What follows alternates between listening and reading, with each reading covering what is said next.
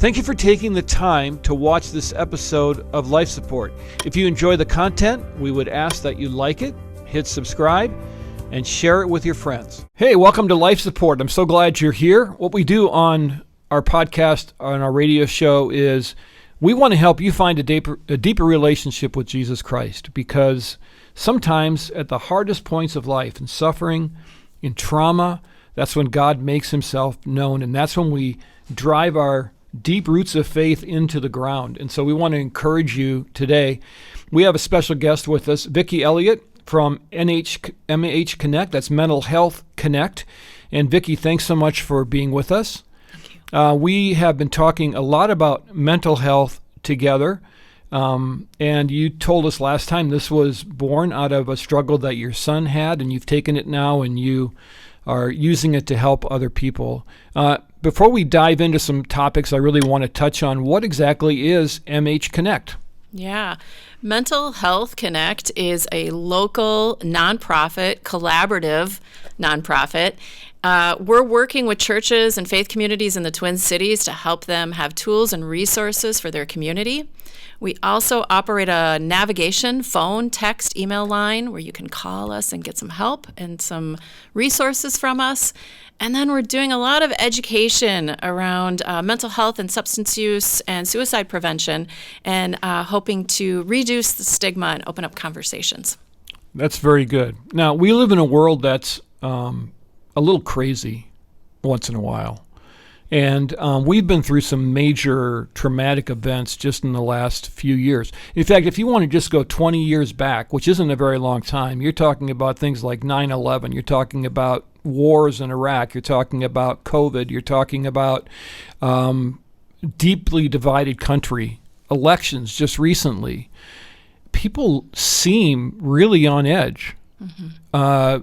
And if I'm not a psychiatrist, but there's a lot of people that I think are depressed and don't even know it. Mm-hmm. Is it possible that we're just not keeping up with what's going on and our brains are just like frying because things are changing so fast? Absolutely. If you think about how fast the world is moving right now, I think, when you were just saying that, I was thinking about just the things that have happened maybe in the last 3 weeks. Mm-hmm. We hear things about a war with Russia and Ukraine. We just had an election. We just had, all of the things. There's still COVID. Yep. We're still somewhat isolated in a lot of ways. Isolation is horrible. That's just in a very short period of time.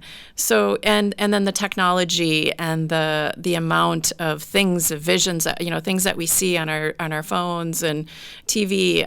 It's a lot. It's a lot for somebody. I remember when my kids were really young, and before Facebook, there was this thing called MySpace. And I remember these speakers would go around to churches, and they'd say, get your kids off of MySpace. And it was like one chat room with their friends, and that's all they had. No videos, nothing. Now they're staring at Instagram, TikTok, Twitter, YouTube. They've got so much information coming at them. It's frightening. It really is. And as a parent, you kind of feel overwhelmed by that. You don't know, like, how do you exactly get them to tune off? But then I look at my own life, and I'm just as bad, only it's just a different thing. Mm-hmm. So what is this doing to us, do you think? I mean, does America have a mental health problem? Well, that's a big question. Yeah. That's why you're here, because you're the expert, see. Statistics do show that half of Americans are struggling with their mental health and substance use disorder. Wow, Half. Wow. And only half of those people are getting help, are getting support. So, I would call that a mental health crisis, actually. Mm-hmm. So, our brains have not caught up with the speed of the world. And so taking breaks from that is so critical. I know it's hard to do. We have email. We have things that we have to look at and see for our lives too. So I get what you're saying about kids. But we have to take a break. You have to turn it off. You have to shut the TV off, shut the radio off, shut your phone off.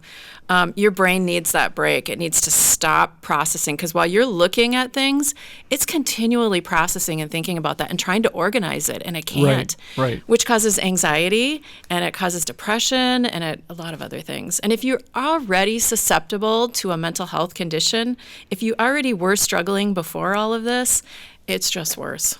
You know, what you could do, too, is read the Bible. And you can do that at your own pace. Yes. And there's truth there.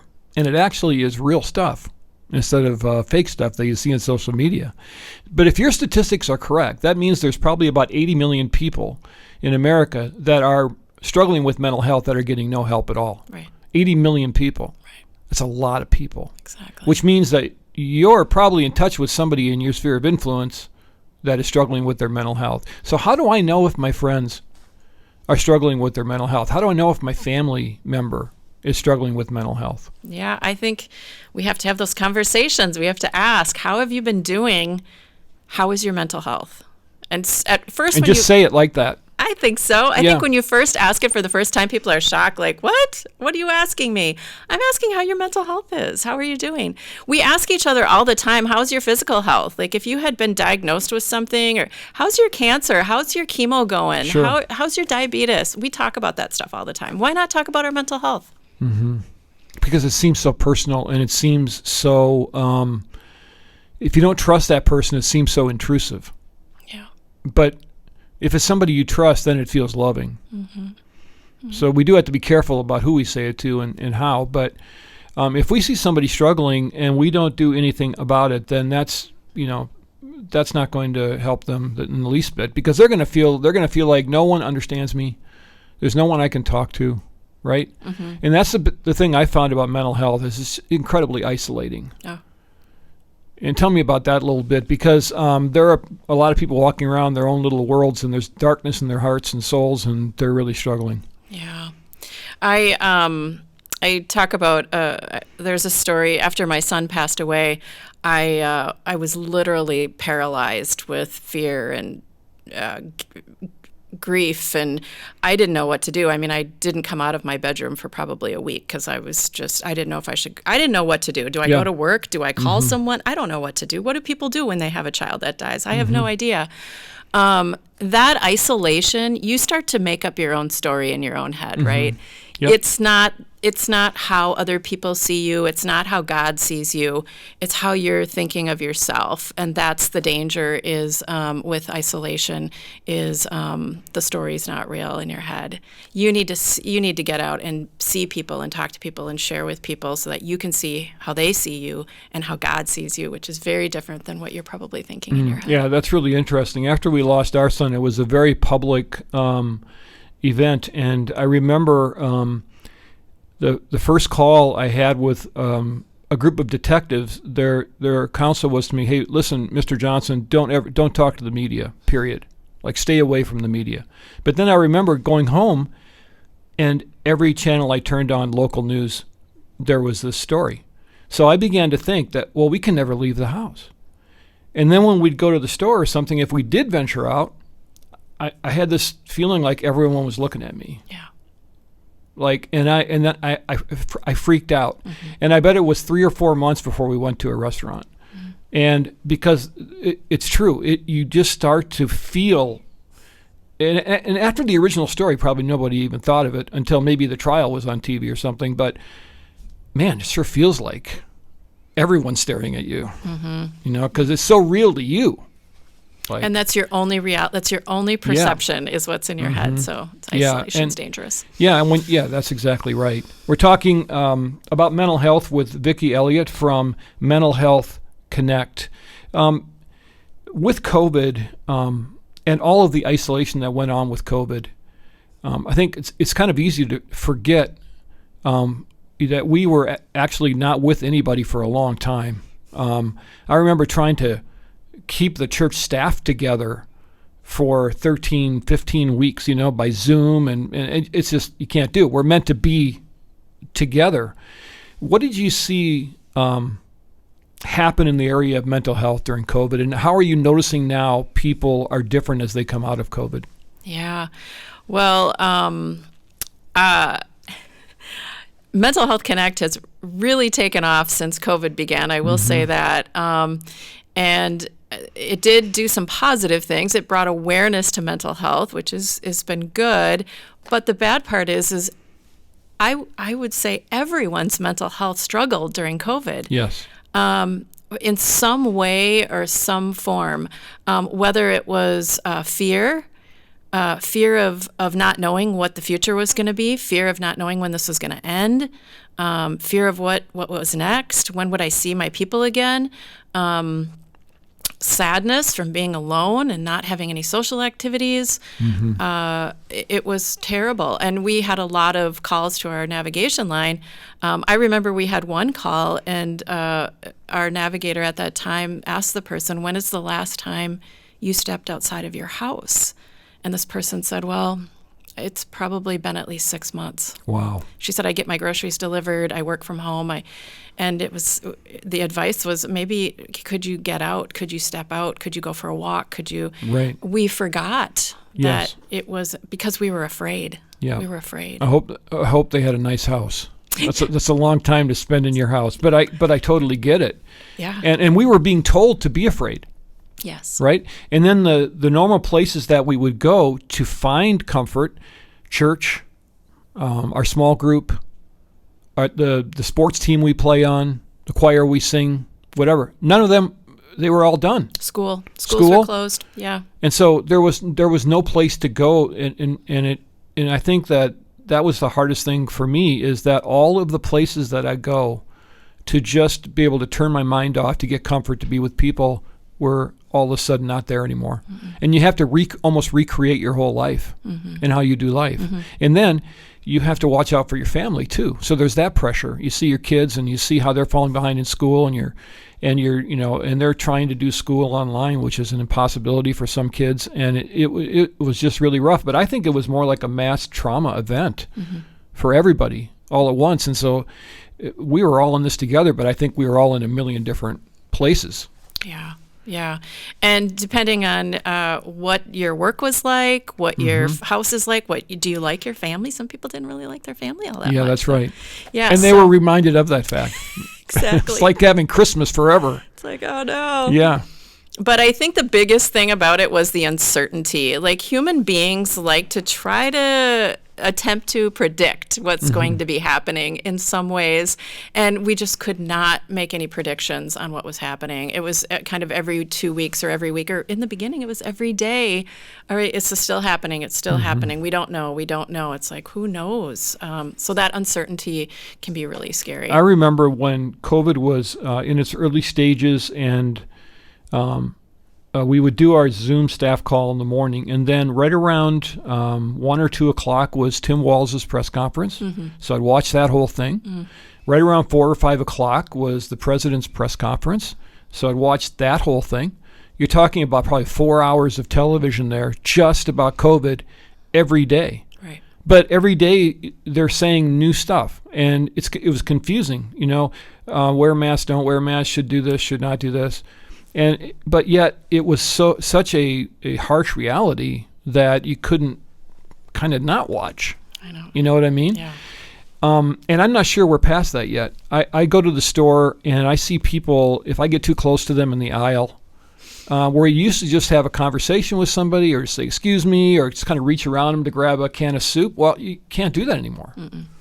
And so society has changed. And I think part of this whole issue is, how do we adjust to this new world we live in? Yeah. And I think some people are maybe better at doing it than others. Yeah, and depending on how hard COVID was for you, was Right. that an extreme stressor for you? It's harder to reacclimate.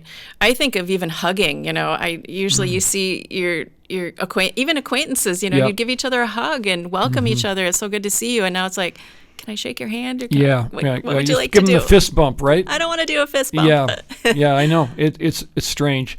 What do you think that the political division in the United States has done to people's mental health? Yeah, that is a topic I would love to address at Mental Health Connect as part of our education, is how you can have different opinions but still love each other. Yeah. Like I don't have to agree with you. That doesn't matter. I still love you as a human being. It doesn't make a difference. We've gotten so black and white, and there's no gray anymore. I don't know how that happened. I don't know if it's television, or if it's what the influence is there. There's been a lot of them, but I'm just thinking off the top of my head, definitely television. But it doesn't have to be black or white. There's so much gray. And the other thing is none of it really matters in the end. Yes, that's the that's other right. thing. It's like, don't forget, this doesn't even matter. Yeah. I know it feels like it matters right now today because you saw it on TV and it's making you anxious and you're worried about it. Right. But ultimately, it doesn't really matter. Right. I think that what I'm trying to do is call my congregation, just constantly calling them back to their first love. Christ, Christ, Christ. And, the Bible actually is political. Jesus is a king.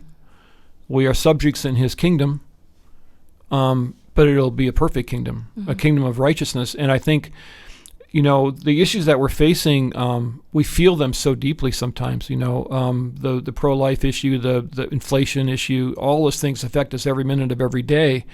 At the end of it, when all is said and done, though, Jesus is going to reign as king. And I want to keep reminding people of that. Yeah.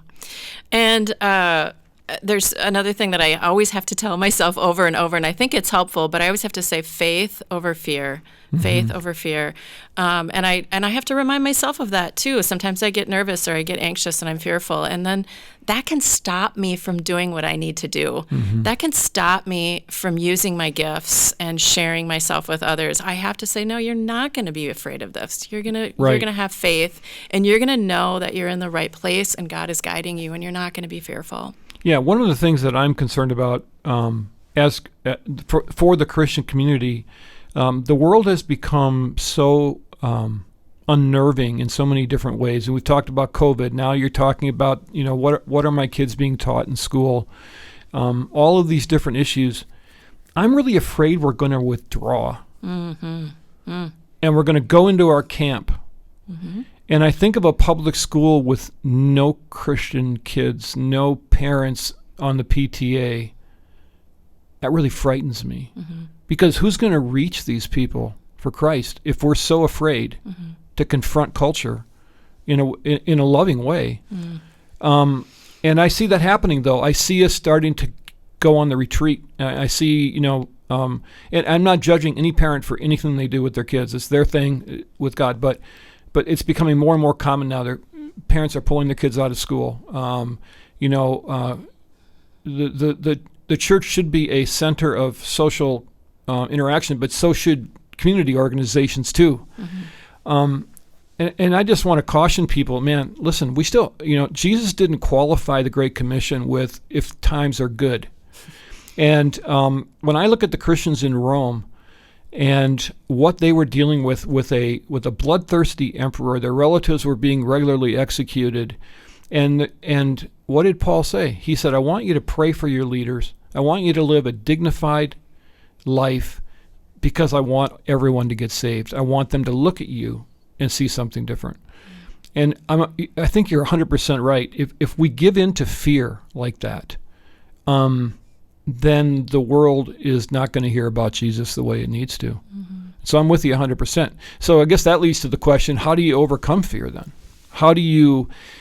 Do you just talk yourself into doing things, or is there a process that you can go through to sort of overcome some of these deep-set fears that have come to us now in this time in our lives? Yeah. I think, you have to remember what you value and write it down if you have to, because that can be forgotten so easily when you see something. So write it down. Like, what is important to you? Like, one of the things that is important to me is I don't like it when people talk bad about each other. So when I hear That's a politician on TV and they're talking bad about the other person, I'm like, you're out. I'm not voting for you. Right. But I feel like there's no one left to vote for. I know it's a struggle. Yeah, it it is. But that is really important to me. And I think as individuals, we should practice the same thing. Like, make sure you're not talking bad about your neighbors and your friends. And because just because, again, they don't agree with you or they don't have the same opinion as you. And just remember, it is only an opinion that you have. It is not fact. It is just your opinion. That doesn't mean you can't love them and care for them. So I think writing down your values, writing down what's important to you, sticking to that. Read the Bible. There's a wealth of information in there that can guide you and help you come out of that. Stay in the Word. That can help. Turn the TV off and stay in the Word. Yeah. There are, I think, stay with like-minded people, not like-minded, but people that can support you. Yes. So people that will love you, people that are like, you should, and be honest with you and saying, you shouldn't be saying that. Don't think that way. That's not good. Let's let's rise above this. And I think meditation and praying and taking even if it's just 5 minutes a day, just take some time and just be quiet and silent and listen for some messages that you might really need to hear that day. Yeah, I think that's really good advice. Jesus got a way to pray. Yeah. I mean, and I'm guessing, he was like the rock star of the day. His world was probably pretty chaotic. And he just disappeared and went and prayed. And his disciples sometimes were just like, they went looking for him. They should have known better. They should have known what he was doing. But here's the Son of God who was very, very human, 100% human, and he had to deal with that humanity. And I can't honestly say I understand that relationship between he and his Father completely, because no one ever will, but he needed that time. And so if we're going to model ourselves after Christ, then we need to give ourselves that time as well, which I'm frankly terrible at. And there's probably not a lot of people that are great at that, because there's always something coming at you, right? So tell me again about Mental Health Connect, and what kind of services do you offer? How do I get a hold of Mental Health Connect? Yeah. So Mental Health Connect really focuses on 3 areas. One is our navigation line that you can text, call, or email, and we will help you get the services that you need. We'll give you resources and tools that you can use. The second thing is we collaborate with faith communities so that they have the tools and the resources they need so they can support their community. And last, education is huge. The more we know about mental health and substance use disorder, the more we can support ourselves and our community as well. So, and reducing that stigma. We are at 612-MHC-1220, and our website is mhconnect.org. And so if I call or get a hold, no one's going to show up at my house? No one's going to show up at your house. No one's going to ask me for money? No one is going to ask you for money. And they're just going to want to help me, right? Yes, that is our number one goal. We just want to support people. Okay, give that website one more time. mhconnect.org. Vicki, it's been really good to meet you. Thank you so much for sharing your expertise, and I wish you the best. Thank you. Thanks so much.